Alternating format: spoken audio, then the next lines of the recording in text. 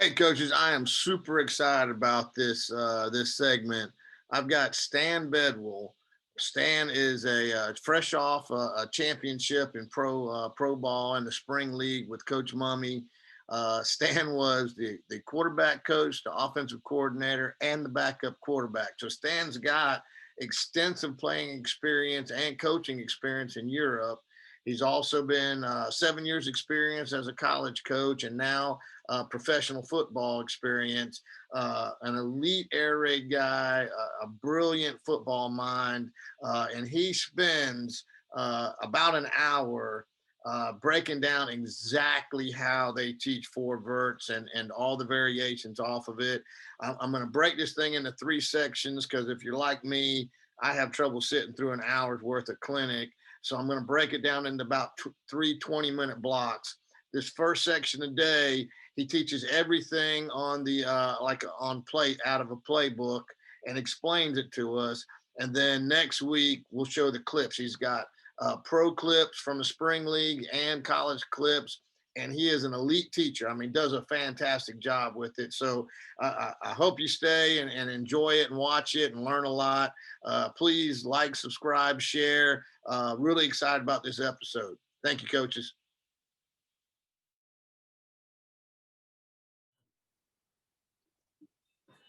Hey, coaches, got a fantastic guest today. Stan Bedwell is he's every quarter every coach's dream. He's had quite a background. This past year, he won the championship in the spring league with Coach Mumme. He was the quarterback coach, the OC, and the backup quarterback. That's the one I was getting at. Is he's actually not only has he got 7 years of college experience, but he's actually been in Europe playing for 15 years. 9 of those, he was the head coach, OC, and quarterback. So I was telling him before we started recording, I catch a lot of crap from guys. One time, one passing league game, I had to be the quarterback because both my quarterbacks were out. And but coach has got to do it in real life. So I'm sure there's a lot of all the quarterback guru coaches, they think they can do it, but you actually can do it. So that's you're way ahead of all of us. But man, I appreciate you being here. I watched you on Mackey's channel the other day telling all the great stories, but I really wanted you to come on and teach, man. So I reached out and said, can you come teach your favorite play? And you said all of them were your favorite play, but we settled down on 4 verts. So buddy, I appreciate you being here, and I can't wait to learn from you. Yeah, I appreciate the opportunity and really thankful for you just letting me come on to talk football instead of talking about my inspirational history or whatever people want to call it. I told you, you're so interesting. Everyone wants to hear the background, but we actually want to get your X's and O's because I know you're an expert. I'm an elite high-level air raid guy. Sounds great, Coach. So, yeah, I mean, I might as well just get right into it because there's a lot to go over with 4 verts. I think that so many people kind of think of the play as a Hail Mary. And, it's just in theory is 4 verticals. I mean, there's so many spaces that you can hit the ball if you're not even making any adjustments. And so, I mean, you can, and the way that we do it, you can attack it vertically, horizontally. Most of your quick game can come off of 4 verts, so you can cut out a lot of plays in your quick game as well. So it's a whole lot to it and a whole lot of adjustments we make during the game. So I think, as I told you yesterday, we probably get 50 plays, out of just one call of 6. So yes, if you want to share the screen, I'll just get right to it and start drawing up some stuff. You should. It's not letting you share. Let's see here. Share screen. No, I just didn't do it because I'm not as smart as you. Okay, there you go. All right, great. Now let me see if I can figure out how to get our picture out of my way here. I got you on that one. All right, there we go. All right, so if we're looking at 4 verts, from a basic standpoint, one thing that we always do, rise pressing, we want to outside release and stack. I know a lot of people will inside release seams, and I've never really understood that. You outside release the seams, and then you want to work back in as close as you can to within about 2 or 3 yards of the hash. But by outside releasing the seams, if it's man, you're getting the wheel into Sam's heads turned. Their eyes are turning away from the quarterback, which a lot of times gives you a shot right there. And then otherwise, what you're doing is we do so many things with these outside guys that outside release often opens them up. So that's one rule that we preach and preach and preach is you always want to outside release, everybody if we're here. That will change if we're trips and we have a crosser that's going across. Then it's going to be more of, just find your guy, find your best space. But so our base rules, and I coach it a little bit different than Coach Mumme. I'll kind of talk about both a little bit. With Coach Mumme, this X and the Z, they're pretty much locked in that they're going to outside release and they're going vertical. And, the rest we do pretty much the same. I'll kind of talk about Mumme's and I'll talk about what I do this a little bit different that I stole from Mike Leach. I just think it's phenomenal. But the way that we read is a bit different than what most teams are going to do as well. There's a lot of people will say if it's one high, then, let's read the inside receivers. If it's too high, maybe you pick a side. And what we do is we read it straight left to right if we're in 2x2. We might pre-snap the Z and say, okay, if he's pressed and we like that matchup, throw it, but only do that if you want to go to Z. Otherwise, we're just going to read it straight across. So it's going to be X, H, Y, Z, and then we'll find the back last. And we have him sitting no deeper than 4 yards over, and he basically can sit anywhere between the tackles. We want him to find space through there, avoid those linebackers. So what we're doing with the H is he gets his outside release. He's looking, can I win deep? Usually if it's one high safety, they're just running. But if there's two high safeties, unless they roll, the assumption is going to be I get to 10 yards or 4 steps and I'm see that the safety's belling. I'm just going to settle it down. And then we give him some freedom that he can kind of work outside too. With the Y, we give him the entire middle.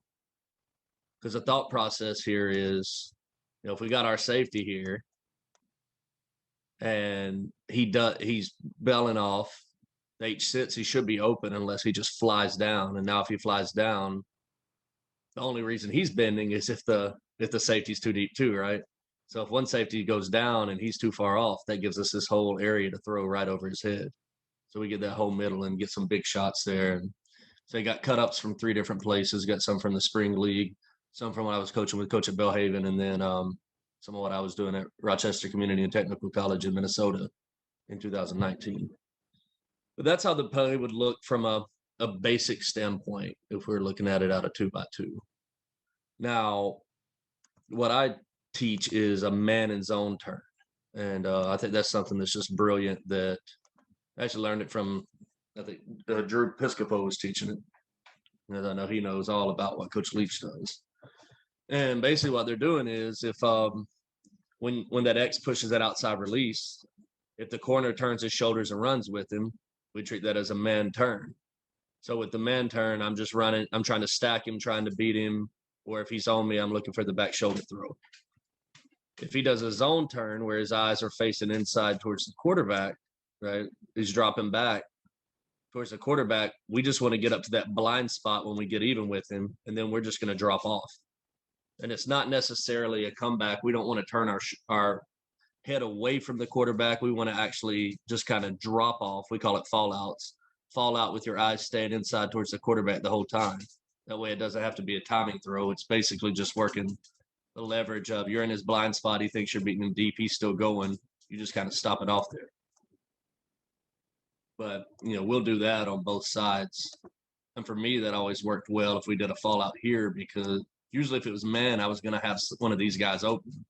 But if it was zone and we got the fallouts, this worked well for me because I've never been a big arm guy that can go 1, 2, 3, and then throw this deep ball all the way over here. That would be probably a 55, 60-yard throw. I've never been that strong-armed of a guy, and I'm sure, a lot of quarterbacks aren't. And basically, we ever get in trouble or, nobody's open, work underneath and find your running back. Now, where we get really in depth with this is a lot of people will have like a say a hitch seam concept or, fade flat, quick game concept. We just kind of put those in with this. So, if we're getting if the corner's 8 yards off, we're already going to be outside releasing the wheel here. So quarterback can just signal him into a hitch. So we just give a little hand signal over there. He runs the hitch. Typically, unless we know we're throwing here, we'd prefer it to be on this side, because if that's not there, we can still go through our progression as it is. If we got that wheel that's playing a little bit too far outside, but he's so far off, we know we have leverage, then we'll just give him a Friday call, which is just a flat route with Coach Mumme's terminology. So we could give the Fridays to them. We could always give, say, if we get a too high look and we got a squat corner, safety's inside, and we think, okay, well, we got the leverage here, the Sam's inside. We say, okay, well, we can just run our fade, and we can run the Friday with the Y or the H. And then basically you got your fade flat concept. Or if he's uncovered, we can give him the stick. Now, that's never anything that a quarterback signals when we do this. That's just, or that's nothing that the coach signals, my bad.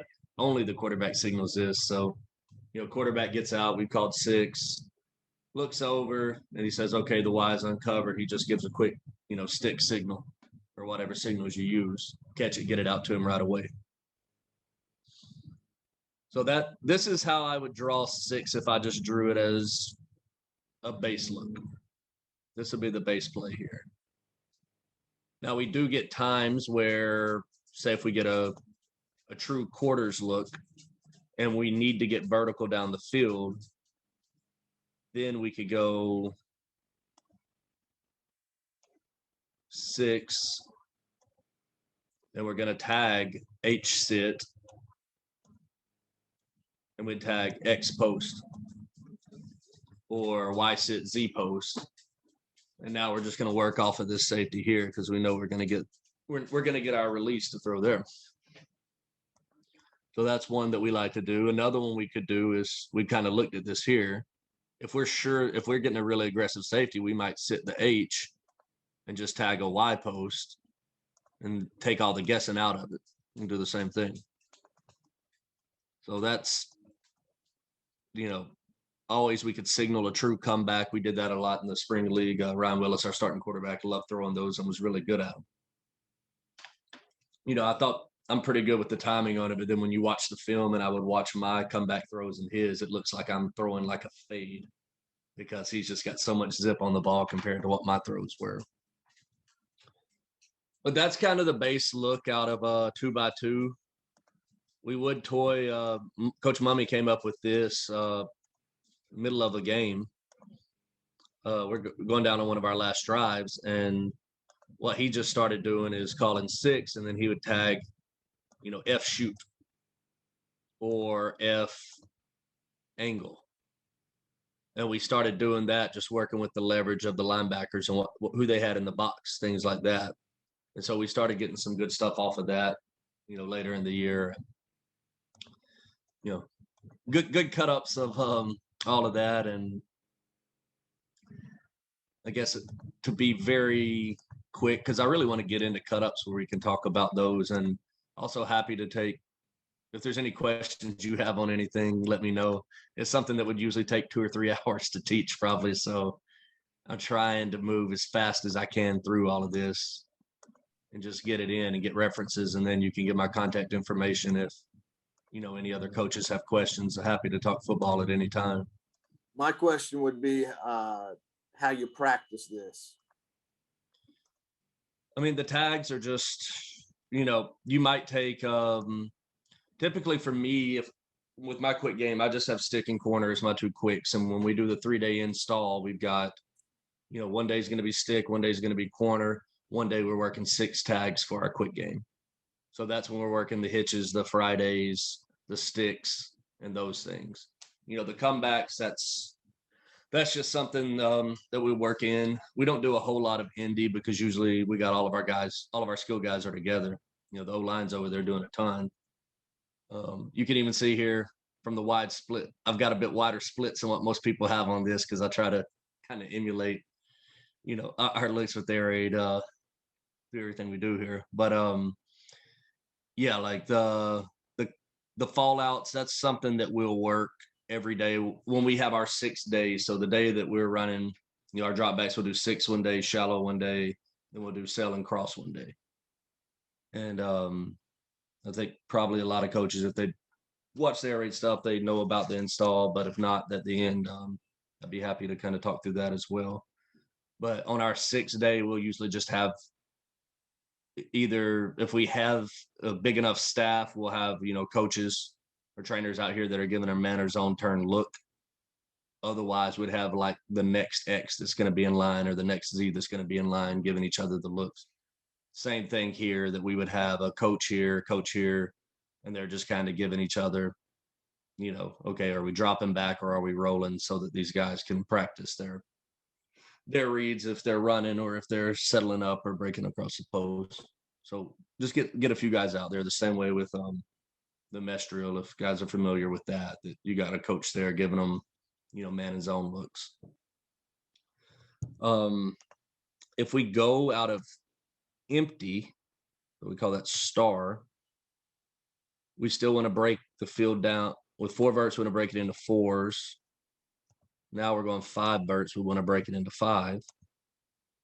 So we got basically the same rules for everybody here, except for the F's rule now is kind of similar to what the H's is, that he's just going to settle if he can't win deep, and we leave the whole middle to the Y. The same quick game tags are all part of this. We can still, sit, post. Everything we did before, we could do that still. Now we just have the Y going down the middle. If we get teams that are maybe giving us a whole lot of pressure there, then we could call indoor and the Y is just going to stay in and block.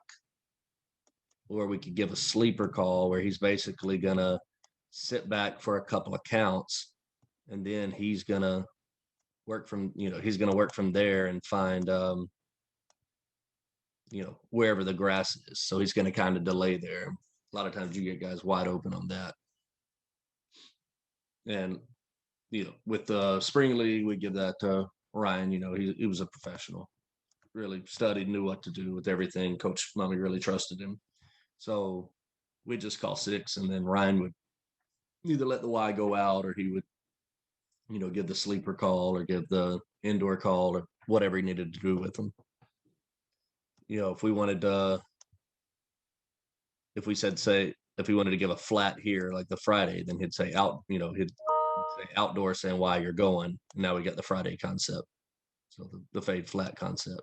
If he said indoor and called Friday, now you're going to have the F running it because indoor says he's blocking. So that's kind of how we would work with empty. And then if we did it out of a 3x1, once we get this, we can get to cut-ups. If we did it out of a 3x1 look, it would have same rules as always. We got the outside release, can't win deep, stop it. Now the Y, we're giving him basically freedom that he can work wherever he wants to work. He's just working to the opposite hash, and he's got to be aware that he's the second read, because we'll always read where we read left or right, out of star and out of open. If we're in trips or open flip, so any 3x1 set, we'll always read it the single receiver and read it across. It'll always start with the single receiver. We'd still have the F checking under in this case, but all rules would remain the same. We could go Friday, we could go, tag the hitches. We really like to tag this single receiver here.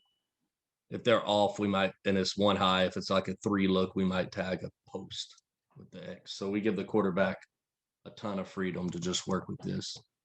Still got the, the fades, fallouts, things like that work really well with this. So any questions from a whiteboard standpoint before we start looking at all the fun stuff? No, that was perfect, man.